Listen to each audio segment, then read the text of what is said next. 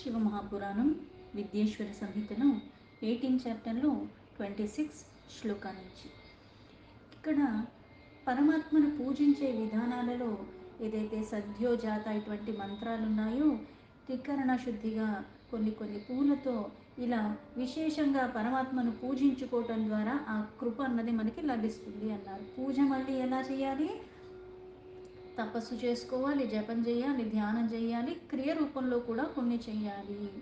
ఇవన్నీ మళ్ళీ నిష్కామ భావంతో చేసుకుంటూ సర్వము పరమాత్మమయంగా అన్న భావనతో నువ్వు చేసుకోవాలి. మళ్ళీ ఋషులు ఆ సూతుల వారిని ఇలా అడుగుతున్నారు. ఋషయ ఊచుహు లింగాదౌ శివ పూజాయ విధానం బ్రూహి సుప్రత. ఆ ఋషిగణములు సూతుల వారిని ఇట్లా అడుగుతున్నారు. మీరు ఇప్పుడు ఆ లింగతో రూపంలో ఉన్న నిరాకారకి ప్రతీకగా ఉన్న ఆ శివలింగాన్ని ఆ పరమాత్మని ఎలా పూజించుకోవాలి, దాని విధి విధానాలు చెప్పరా అని అడిగారు. సూత ఉవాచ లింగానాం చ క్రమం వక్షే యథావత్ శృణు తద్విజాః తదేవ లింగం ప్రథమం ప్రణవం సర్వకామికం. ఆ సూతులు వారు వాళ్ళు అడిగిన దానికి సమాధానంగా, ద్విజుల్లారా, లింగాన్ని ఏ క్రమంలో యథావిధిగా పూజ చేసుకోవటానికి ఏంటి అన్నది ఆ క్రమం కూడా నేను వర్ణించి చెప్తాను, అందుకని మీరు జాగ్రత్తగా వినండి. పైగా ఇది ప్రణవతో సమస్తం. పూజ చేసేటప్పుడు ప్రణవాన్ని అనుసరించి ఎవరైతే చేస్తున్నారో దానికి కారణంగా ఏమవుతుందంటే యథావిధిగా ఆ ప్రణవాన్ని ఉచ్చరిస్తూ, ప్రణవమే పరమాత్మ, ఎలా అయితే భగవద్గీతలో కానీ ఇంతకు ముందు కూడా ప్రణవం గురించి చెప్తూ ఆ పరమాత్మయే నాద రూపంలో ప్రణవము. అది మళ్ళీ రెండు రకాలు, వ్యక్తమైనది ఒక రకంగా, వ్యక్తం కాకుండా ఉన్నది ఒకే అక్షరంతో ఓంకారంగా ఉన్నది అది ఓం నమ శివాయ అన్నది వ్యక్తమైన స్వరూపము, అది కూడా పంచాక్షరి కూడా ఓంకారమే అని చెప్పాను.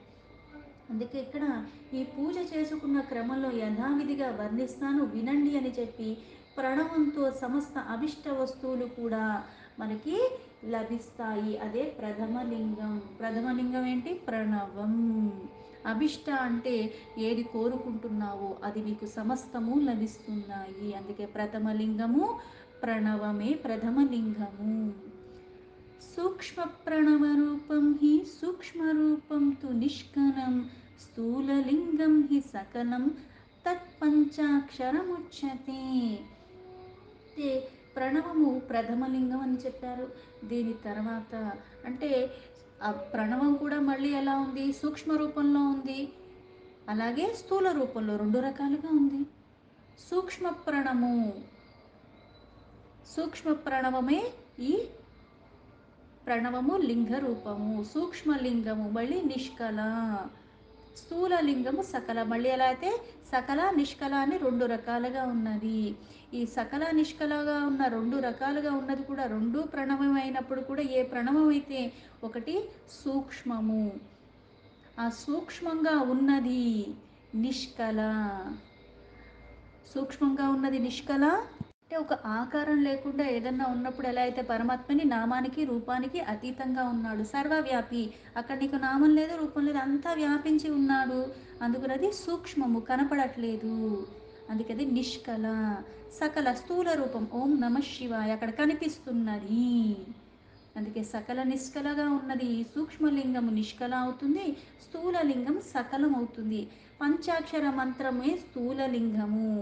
అంటే ఇక్కడ లింగాన్ని పూజించటం అంటే పంచాక్షరి ఒక మంత్రాన్ని నువ్వు జపం చేస్తున్నా, స్థూల లింగాన్ని నువ్వు పూజించేస్తుంది లెక్క.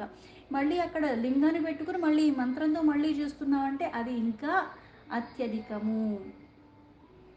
తాయోహ పూజ తపః ప్రోక్త సాక్షాన్ మోక్ష ప్రదే ఉభే పౌరుష ప్రకృతి భూతాని లింగాని సుబహూని చ తాని విస్తరతో వక్తుం శివో వ్యక్తి న చాపరః భువి కారాణి లింగాని జ్ఞాతాని ప్రబ్రవీమివః. సూక్ష్మ రూపంలో, స్థూల రూపంలో రెండింటిని పూజించటమే తపస్సు. అందుకే అవి సాక్షాత్తు మోక్షానికి కారణమవుతున్నాయి. అంత సులభం ఏం కాదు ఇంద్రియాలన్నీ నిగ్రహించుకుని ఆ క్రమం చెయ్యటం అన్నది. అందుకే ఈ రెండు స్థూల రూపంలో, సూక్ష్మ రూపంలో నువ్వు ఎప్పుడైతే ఆరాధిస్తున్నావో దాని కారణంగా మోక్షాన్ని ఇస్తాయి. అలాగే పౌరుష లింగం అని మళ్ళీ ప్రాకృతి లింగం అన్న రూపంలో కూడా ఉన్నాయి. అంటే ప్రాకృతి నిష్కల అని చెప్పారు, సకల అని చెప్పారు, స్థూలము సూక్ష్మము అని చెప్పారు, మళ్ళీ పౌరుష ప్రాకృతి లింగాలు. ఇంతకుముందు పూజ చేయటానికి ఏదైతే ప్రకృతి సంబంధించిన వస్తువులు అని చెప్పారో మళ్ళీ పౌరుష వస్తువులు అని పురుష వస్తువులు, వీటిలో కూడా లింగాలు అనేవి చాలా రకాలుగా ఉన్నాయి. అయితే ఆ పరమాత్మ ఒక్క శివుడు విస్తార రూపంలో మళ్ళీ ఎన్ని రకాల లింగాలు ఉన్నాయో అవి ఏంటి అన్నది కూడా అవి కూడా నేను చెప్తాను. పైగా ఇవి చెప్పాలంటే కూడా ఎవరు చెప్పాలి? ఆ పరమాత్మే చెప్పగలిగిన వాడు. ఎన్ని రకాలుగా ఉన్నాడు ఏంటి అన్నది దాని గురించి సర్వము తెలిసినవాడు, చెప్పగలిగినవాడు ఎవ్వరూ లేరు. ఆ పరమాత్మే దాన్ని విస్తారంగా చెప్పాలి. ఇతరులు ఎవరు దాన్ని చెప్పటానికి తెలుసు వాళ్ళకి. అందుకే ఈ పృథివీ యొక్క వికారభూతములు లింగములన్నిటినీ గురించి ఇప్పుడు నేను మీకు చెప్తాను. స్వయంభూలింగం ప్రథమం, బిందులింగం ద్వితీయకం, ప్రతిష్ఠితం చరం చైవ, గురులింగం తు పంచమం. అయితే 5 రకాల లింగాలు ఉన్నాయి. అందులో ముందుది స్వయంభూలింగ, దాని తర్వాత బిందులింగ, మూడవది ప్రతిష్ఠిత లింగ, నాలుగవది చరలింగ, ఐదవది గురులింగ. ఈ 5 లింగాలు.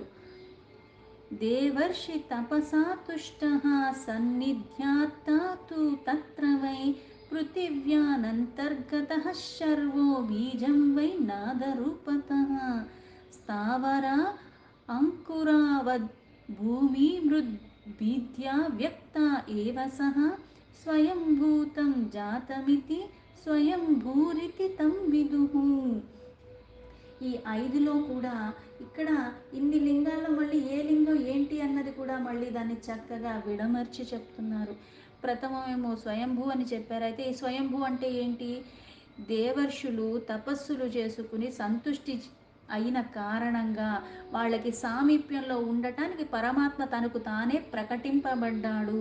ఆ పృథివిని చీల్చుకుని అంతర్గతంగా లోపల నుంచి ఎలా అయితే ఒక బీజం భూమిలో వేస్తే అందులోంచి చిన్నగా మొలకొస్తుంది, తర్వాత వ్యాపిస్తుంది, వేర్లన్నీ భూమిలోకి ఎలా పాతుకుపోతాయో తనకు తానుగా దేవర్షివుల్ని తపస్సులకి సంతృప్తి చెంది తను ప్రకటింపబడ్డాడు. దాన్ని స్వయంభూలింగ అంటారు. అలా భూమిని భేదన చేసి అలా బయటికి వచ్చినవాడు. అయితే ఇక్కడ అంకురానికి తర్వాత భూమికి భేదంతో వచ్చినది, పైగా ఇక్కడ నాదరూపంగా వ్యాప్తి చెంది ఉన్నది. స్వతహాగా వ్యక్తమైన తనకి తానే వ్యక్తపడినవాడు స్వయంభూలింగ అంటారు. ఆయనకి ఆయన వ్యక్తమయ్యాడు, అదే స్వయంభూ. దాన్ని స్వయంభూ అని దేన్నంట? తనకి తానుగా వ్యక్తమైనవాడు.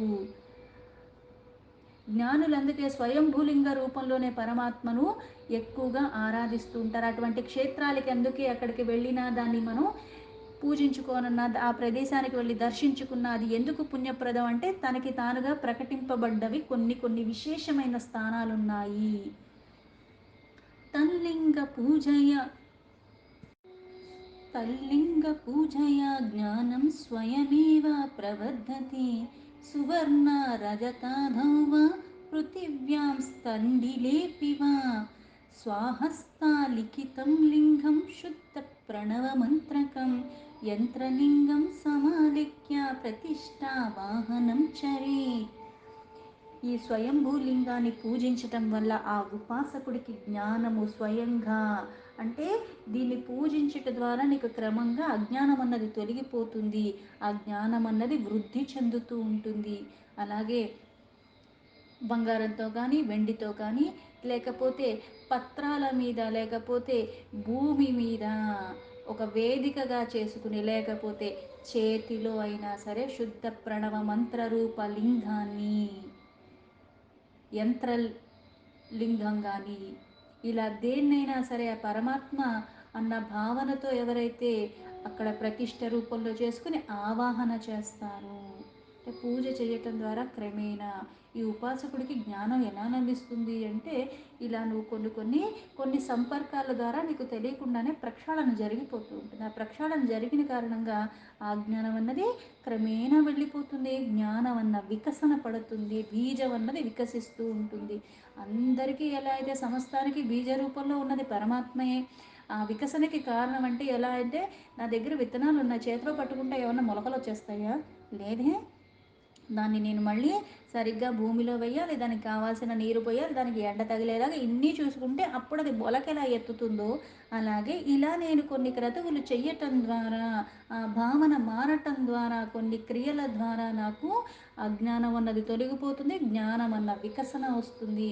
అందుకే చేతిలో పెట్టుకున్న ఏదైనా ప్రణవమే లింగము అని చెప్పారు.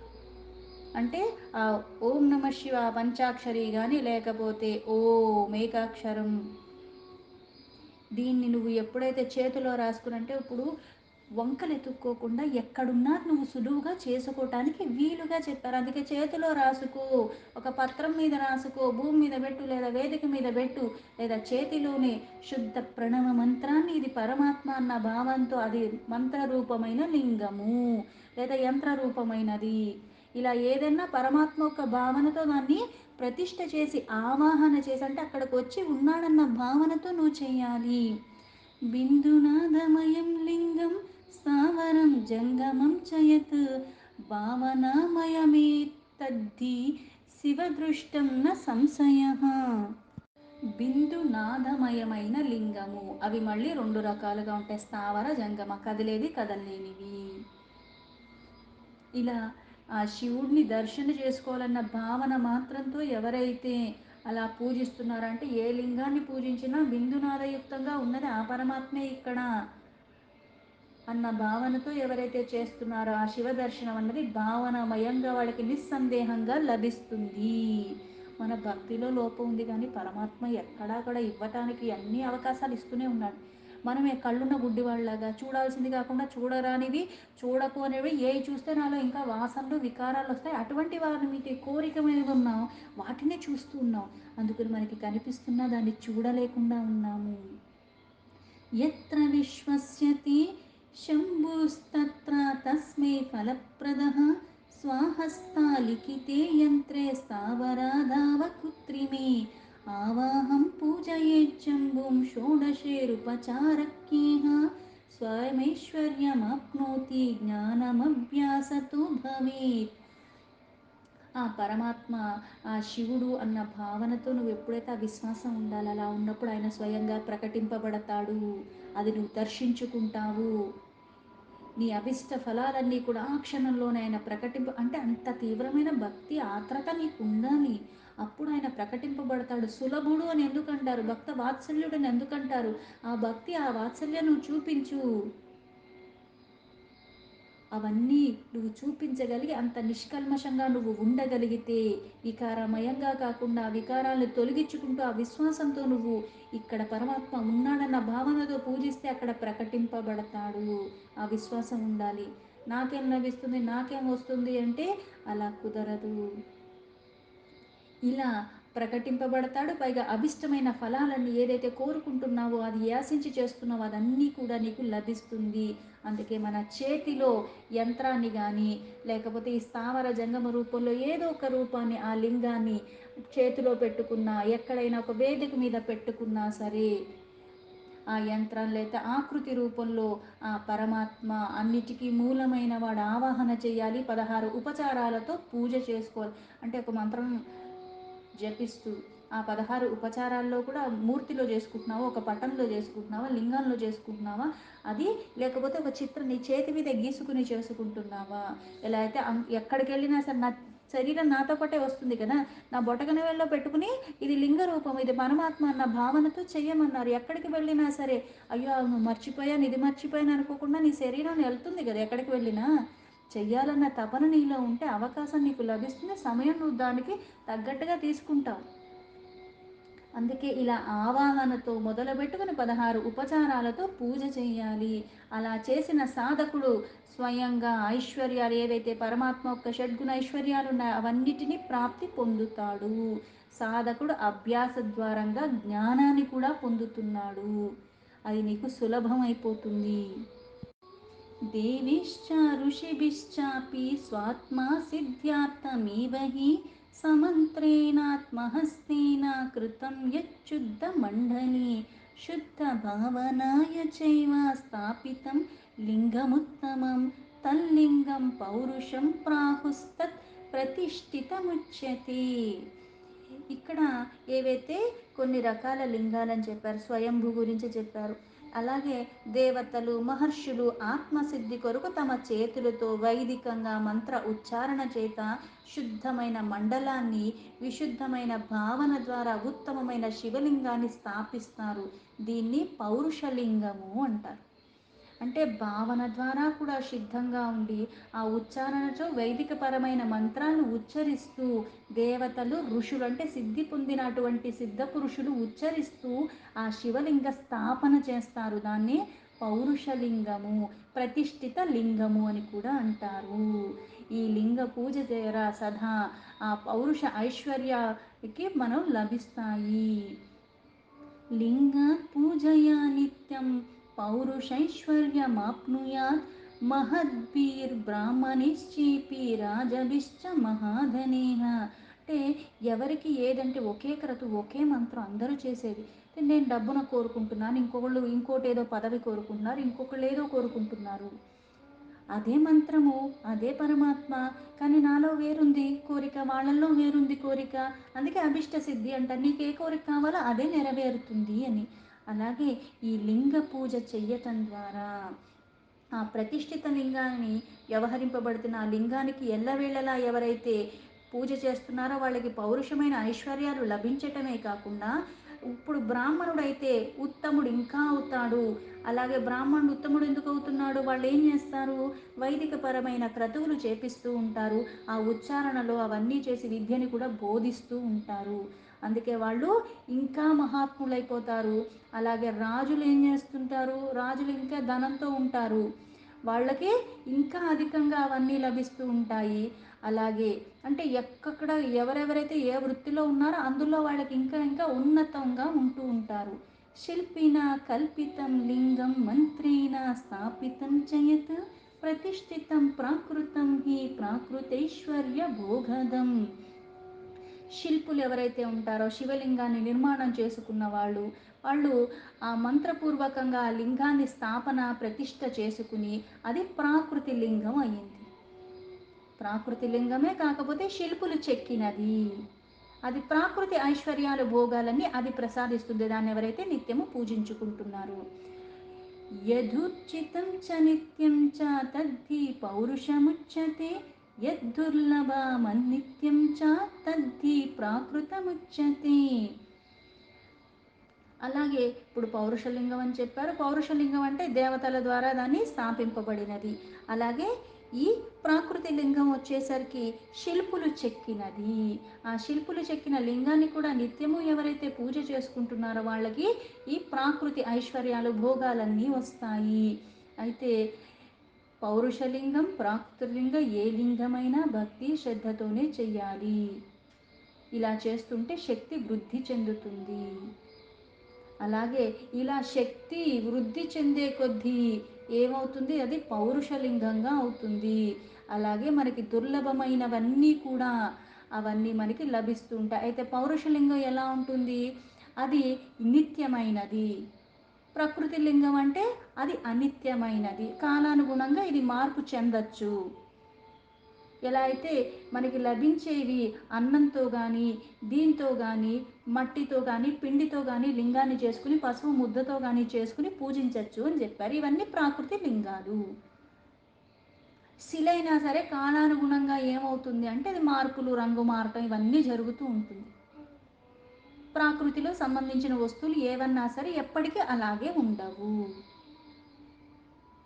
అయితే ఈ క్రమేణా నిత్యమైన అనిత్యమైన నీలో భావన కొద్దీ నువ్వు పూజించుకునే దాన్ని బట్టి నీకు ఏవైతే కోరికలు ఉన్నాయో అవన్నీ నీకు లభిస్తాయి.